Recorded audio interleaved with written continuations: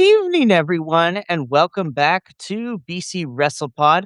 Tonight, we are here with the Takedown Troop, your weekly TNA Wrestling post show. My name is Mikey. I am El Jefe of BC WrestlePod, and tonight I'm going to be doing a quick solo review.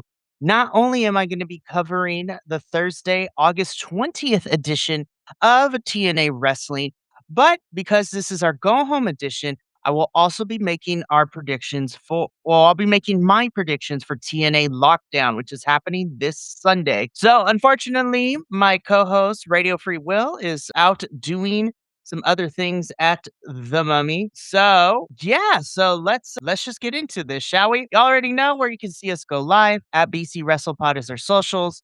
We have merch. We have a coffee bot to help us pay for pay-per-view. No, not really. I'm cool with it. Life happens. My other co-host can't be here, but hey, I'm gonna rock it. So let's do it. Alrighty. So I'm gonna talk about the Thursday, August 20th edition of TNA first. So let's get into it. This is gonna be a bit of the shorter end because we really didn't get too much in terms of development. So let's get into it. So TNA this week kicks off with a state of the address from the leader of Order 4 and the person who will be challenging John Skyler for no, not John Skyler, Jason Hodge for no, it is Skyler, my bad. He'll be challenging for the TNA International Champion. I've watched so much wrestling this week, everything blends together. And so basically what this opening segment boils down to is that Fa Ali forces Order 4 member Jason Hodge and John Skyler's tag team partner of the Good Hands or the Great Hands. You're going to fight him tonight as a test of loyalty. And I'm just sitting here and I'm like, okay, well, we're going to see how this goes. So we cut backstage after this. Yeah, this opening segment wasn't too much. I kind of narrowed it down and boiled it down, but that is exactly what it was. But backstage, we have our TNA International Champion talk about how he doesn't want to fight his tag team partner, and he's not going to. And he's telling this to Gia Miller, our lovely backstage correspondent. Hey, what's up, new friend? Thank you for tuning in. I am currently talking about the Thursday, August 20th edition of TNA Wrestling. So thank you for popping in and saying hey. Anywho, so tells Gia Miller that he's not going to, wrestle his tag team partner. But then our backstage correspondent, our talent relations, the suit, Daria Ray, comes in and says, you don't have a choice. He's going to. And that's kind of settles that. So later in the show, we're going to see this match. And I'm going to save my thoughts for it because I already knew that some shenanigans were going to happen. And yeah, we'll talk about it when we get there. But right now, let's get into our first official match that opened our first official match for this episode of TNA, which sees Rich Homie Swan with BDE taking on the Elegance Brands, Mr. Elegance, of course, with the concierge, George Eitman. And look, my feelings of Mr. Elegance have been made. I'm not the biggest fan of his shtick, but hey, you know what? We get what we get. I like Rich Swann. I really like BDE. I'm kind of glad they're kind of teaming together a little bit. The match itself was pretty good. I'm not even gonna lie. Like, it was nothing too crazy to write home about, but I thought it was a solid bout. And again, I really like Rich. Mr. Elegance's character, at least, is not my cup of tea. But I do appreciate, he actually can wrestle when he puts his mind to it. But my biggest surprise here is not the fact that Rich Swann won, because he won this match, and that's not the surprise.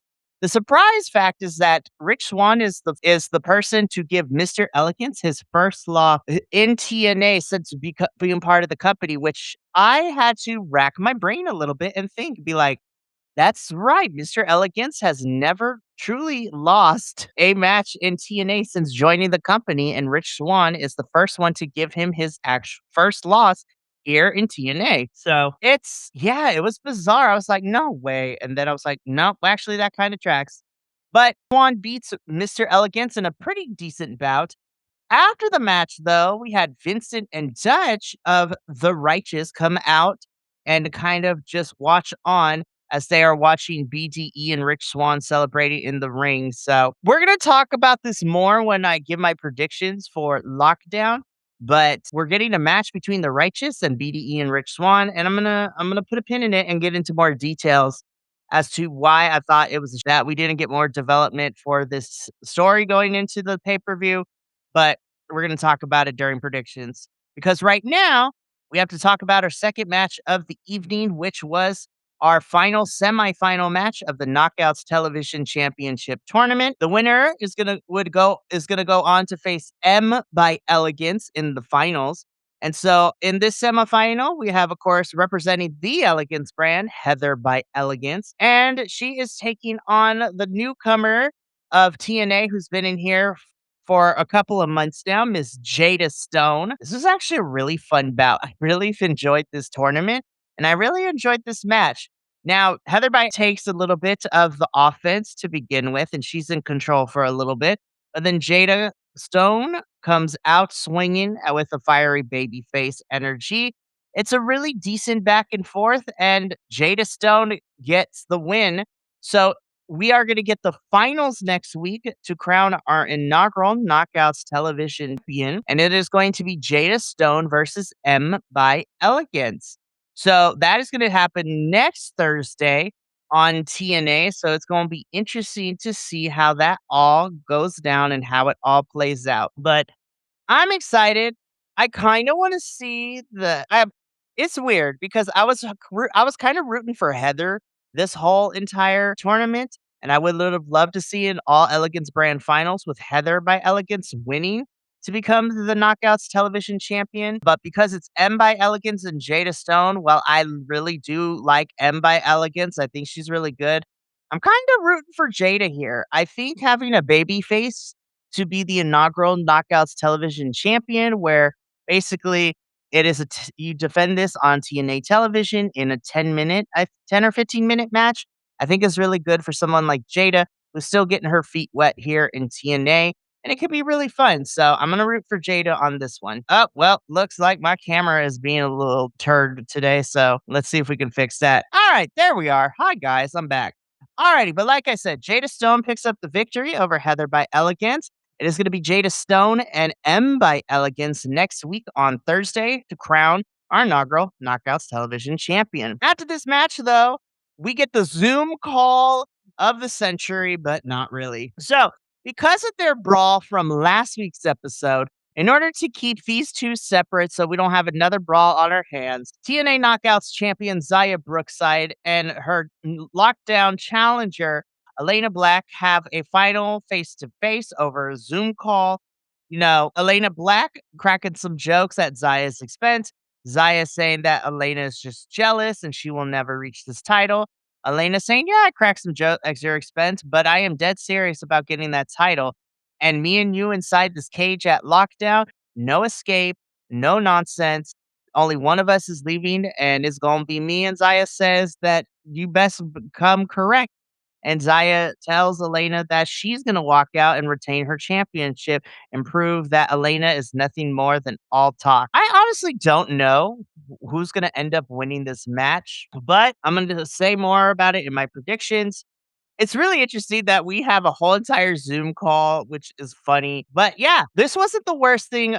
This isn't the worst thing I saw, but really, of all the matches that are happening at Lockdown, this build has kind of been the weirdest to me, in my personal opinion. But, you know, neither here nor there. So, more on this in predictions. But after our Zoom call, we go backstage. The Elegance brand is not really having a great night. Mr. Elegance lost, giving his first loss in TNA. Heather by Elegance is knocked out of the tournament. So things are not looking too good for the Elegance brand on this episode, but they try to refocus as the Elegance girls have their match at Lockdown against Ali and Rosemary for the TNA Knockouts Tag Team Championships. More on that in predictions, though. But yeah, just a rallying cry from the girls, and they're trying to refocus to get ready for Sunday. We get into our next match, which is a lethal lockdown advantage match. So the person who wins this match will gain the numbers advantage in lethal lockdown on Sunday.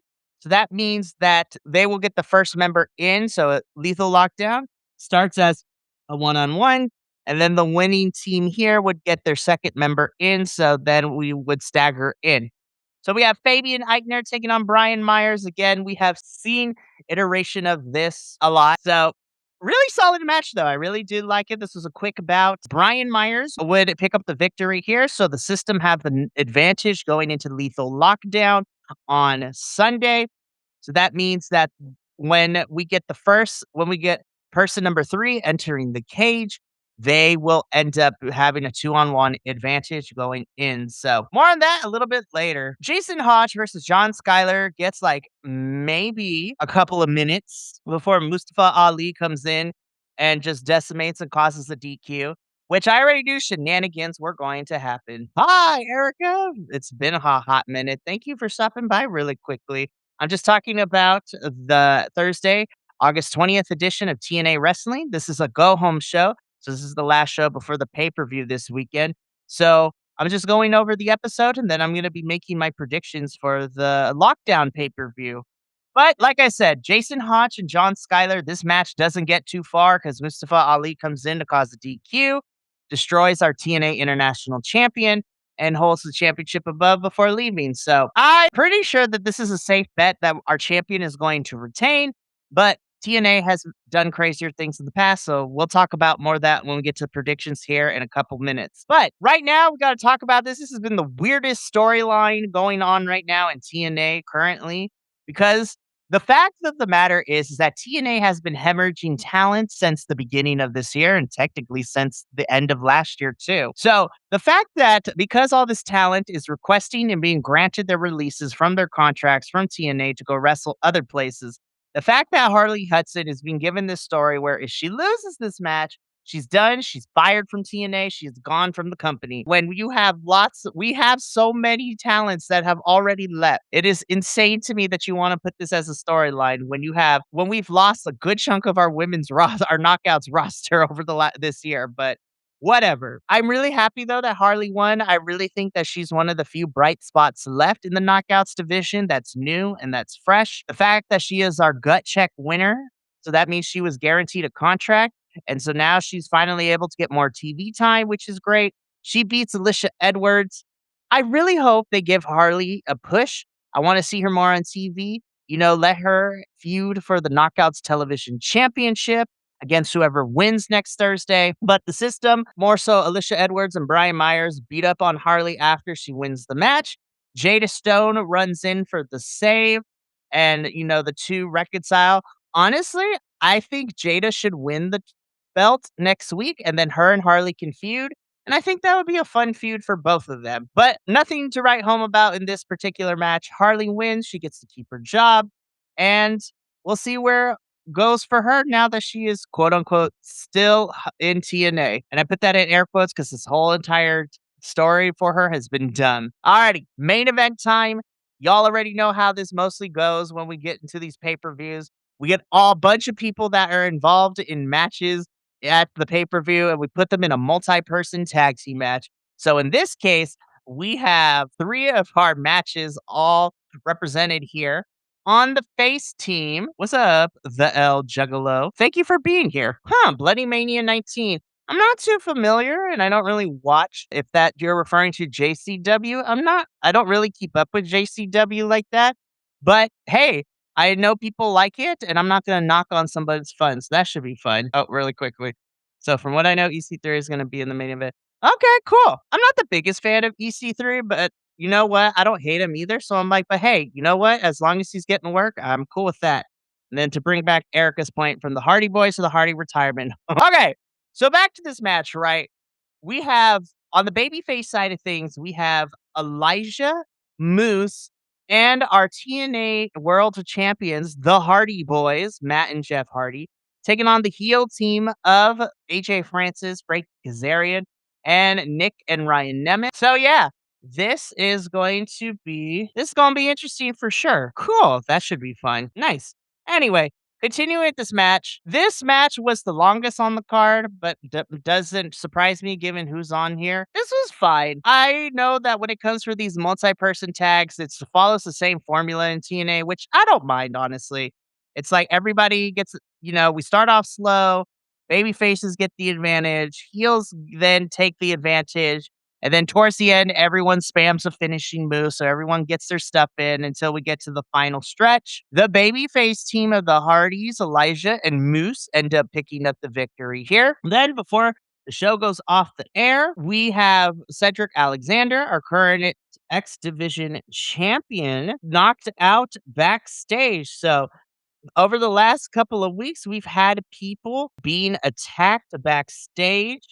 And this is, I don't know. I hope this leads to somebody be debuting. I don't know how this is all going to go down, but the point being is that will this affect what's going on Sunday for lockdown? Who knows? We're gonna see how that all plays out. But that is it for my go home portion of the show tonight. Again, this was a pretty short episode for TNA. Not a lot of things happened. We've got some final promos and some final matches in before the pay per view this Sunday. So, yeah, the show was fine. I don't think it was the greatest thing on the planet, but it is what it is, and it sets us up, and it was the let's try not to get anybody hurt before the pay-per-view type of show, and that's fine. Now that we are done with the regular post show, let me switch over. We are officially beginning the predictions for TNA Lockdown. So, TNA Lockdown is the second pay-per-view happening this year in our TNA Wrestling Predictions League. So our first one was Slammiversary, which was in June. So now we are here in August for Lockdown. So if you are unfamiliar with the concept of Lockdown in TNA, all the matches on the main card are in a steel cage. And some of them are regular cage matches. Some of them have different stipulations. And we're going to go over them. The pay per view is taking place this Sunday, August 23rd, and from Chicago, Illinois, and it is going to be starting at 5 p.m. Well, the countdown starts at 5 p.m. Eastern, so 2 p.m.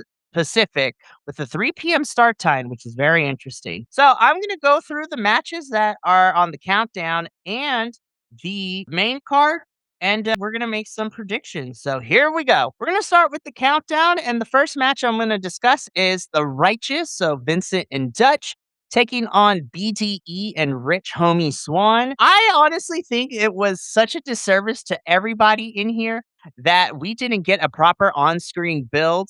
The premise of this is the Righteous think that Rich Swan is impeding BDE from growth and, discovering more. And the Righteous are hoping that they will, he will come to enlightenment and join them. And honestly, it's been intriguing, but a lot of this buildup has been on exclusive backstage social media videos. And then we got like one promo from the Righteous on this go home show.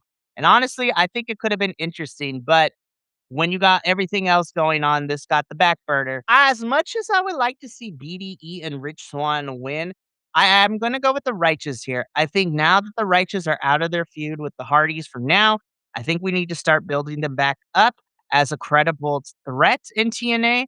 And honestly, I think BDE questioning his own, ability, it could be a fun storyline with Rich Swan really being the foil in all of this. So I'm going to go with the Righteous here, and I hope TNA gets it right. Now we get into our second match on the Countdown show. So we got a returning Trey Miguel taking on Special Agent Zero of Order 4. Now, this match was made officially last week as BDE and Rich Swan took on the system, but they had a mystery partner, which was a returning Trey Miguel. Trey has been out on injury for the last couple of months, so I am personally happy to see him back, but he got attacked by Special Agent Zero after the match last week. And so he calls out Special Agent Zero for a match at Lockdown, and therefore we're getting this match on the Countdown show. I have Trey Miguel winning. I don't think he's going to lose upon his return from injury. And then I think TNA should push him either back to the International Championship, or if they want to give him something else like X Division World Title. Actually, X Division would be good for him right now. So we'll see how that goes. But I got Trey Miguel winning. Now let's get into the main card. So these matches are in no particular order. I only know what is main eventing the show thanks to TNA, but I don't know the rest of the order of the main card. But we're going to go in no particular order, and we're going to start with our TNA X Division Championship match. Now, originally, this is just going to be a regular steel cage match, which is going to be crazy. But now, the stipulation for this match, it is now a last man standing match. So, don't know why we didn't lead with this, but it is what it is. So, we have our current X Division champion, Cedric Alexander, taking on the former X Division champion, Leon Slater. So, this match is very interesting. Not only because this is a last man standing match, but there was a stipulation that Cedric Alexander had Leon Slater agree to in order for this match to happen. If Leon Slater loses this match, his championship reign gets erased from TNA history. So, to put this into some context, Leon Slater currently is tied for the longest X Division championship reign in TNA's history. It is him and Austin Aries who have tied for the longest X Division championship reign. And if Leon loses this match, his title reign gets erased, which means that it will be like he never won the championship, which means that Austin Aries would be the sole longest reigning X Division champion in this company's history. Now, TNA has made some questionable decisions in this year, but this one baffles the hell out of my mind. And I'm just sitting here and I'm just like, oh my God, there's a possibility that they would pull this kind of crap. Against my better judgment, though, I cannot bet against the youngest in charge. So I am going to go with Leon Slater here, only because I really don't want his X Division championship reign to be erased from TNA. But we're going to see how this goes down. But I have Leon Slater being the winner here. Moving on, next up, we have our TNA Knockouts World Championship. So this is the champions, Ali, and a mystery partner taking on the Elegance brand. So Heather by Elegance and M by Elegance. Now, Rosemary, Allie's partner, has been missing, and Allie has been looking for her. So she's been missing. She's been leaving clues for Allie. I think the mystery partner is going to be a different version of Rosemary. So I don't think the Elegance brand is going to take titles from Allie and Rosemary. So I have Allie and her mystery partner winning this match. Moving on to our next one, we have our TNA International Championship match. Champion Jason Hodge taking on challenger Mustafa Ali. Again, this is a rematch. I really enjoyed the story we've been getting since Jason Hodge won the title about 2 weeks ago, 3 weeks ago. And so essentially, Mustafa Ali gets his rematch here. I think it's going to be another fun match. I have Jason Hodge retaining. I don't think they're going to take the title off him quite yet. And hopefully, this continues the disintegration of Order 4 so everyone involved goes their separate ways. Next up, we have our TNA Knockouts World Championship match. I'm going to be honest, this has not been my favorite build of all the matches going into lockdown. We literally probably built this like in the last 2 weeks. Elena Black is challenging champion Zaya Brookside. As much as I would love to see Elena win, I'm going to pick Zaya to retain the championship here. But then you run into the problem because if Zaya retains, there really isn't many knockouts left. There's no Lang Lee to come after the title. If Elena loses, the only other person left that I can think of is it Indy Hartwell versus Zaya Brookside. But other than that, there's no one really left to take on Zaya because this Knockouts division is running on Skeleton Crew right now. If you're not in the Knockouts tag team division, you're here in the singles division, and there's not a lot of women left. Maybe we could see like the newly signed Gabby Forza come in soon or something, but we gonna see how that works out. But I got Zaya Brookside retaining, unfortunately. I don't think that Elena is going to win here, but crazier things has happened. So I honestly think this could be 50-50. But for the sake of things, I'm going to go with Zaya. Next up, we have a lethal lockdown match, which essentially is just a cage match. So we will start with one person from Team Babyface and then one person from the system. And then because Brian Myers won the advantage on the Go Home show, that means that the next person to enter the cage is another member of the system. And then Babyface, and we keep going back and forth until all 8 people are in the ring. And then first to pin or submit in the cage is the winner. So you have the system, which is Brian Myers, Eddie Edwards, Bear Bronson, and Alicia Edwards. And they are taking on the babyface team of Fabian Eichner, Casey Navarro, Ricky Sosa, and Jada Stone. So it should be an interesting match. And I'm going to go with the babyface team. I'm going to pick Fabian, Casey, Ricky, and Jada. I think that it's gonna do more for them to win than the system winning. But again, TNA loves the system, and so they have won in places where they actually shouldn't, in my personal opinion. But regardless, I am going to go with Ricky Sosa. I'm going to take the team of Ricky Sosa, Casey Navarro, Fabian Eichner, and Jada Stone. Sorry, I had a brain fart, and I was also texting somebody about these things, so my bad. But yeah, I'm going to go with the babyface team. I think they have more to win this match than the system does. But hey, you know what?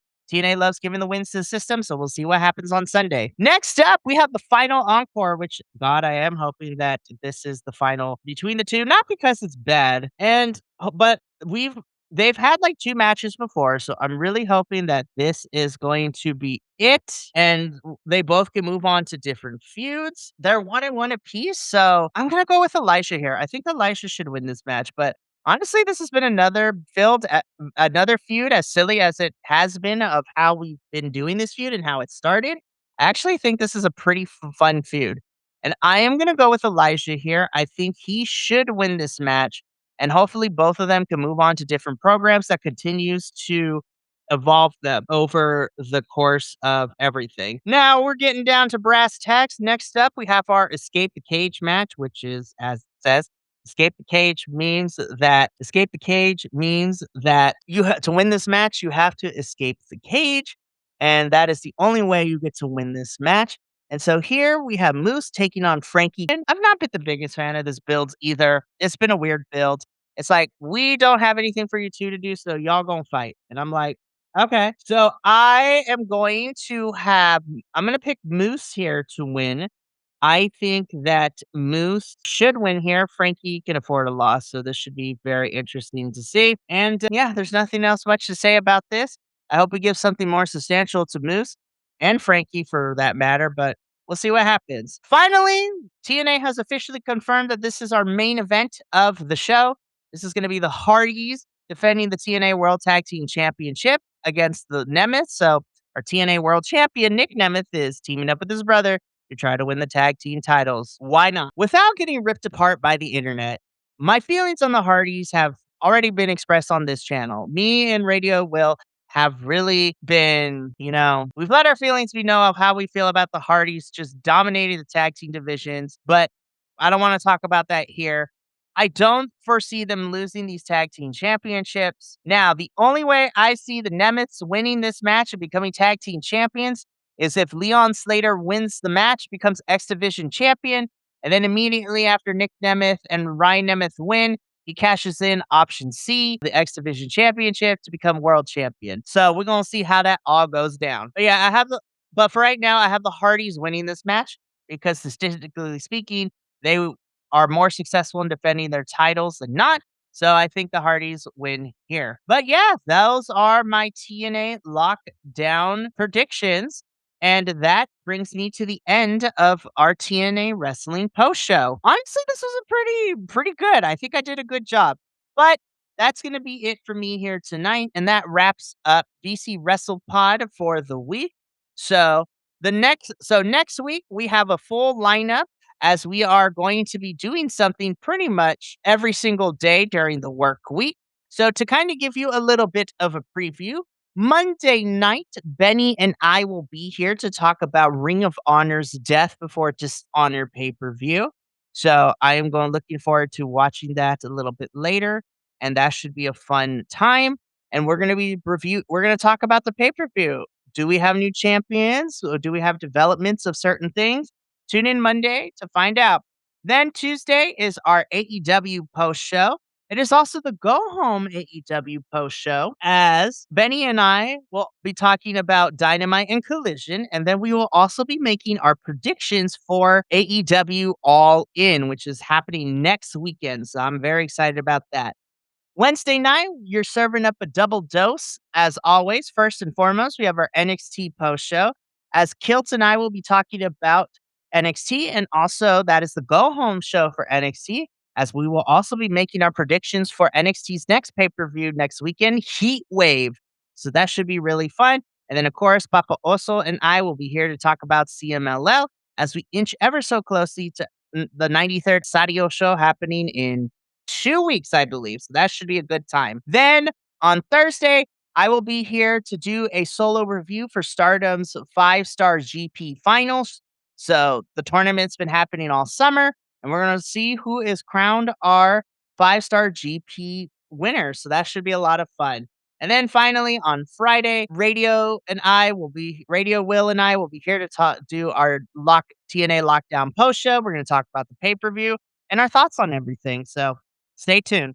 Well, that's going to be it for me here this evening. Thank you so much for tuning in. I look forward to seeing all of you next week across our shows.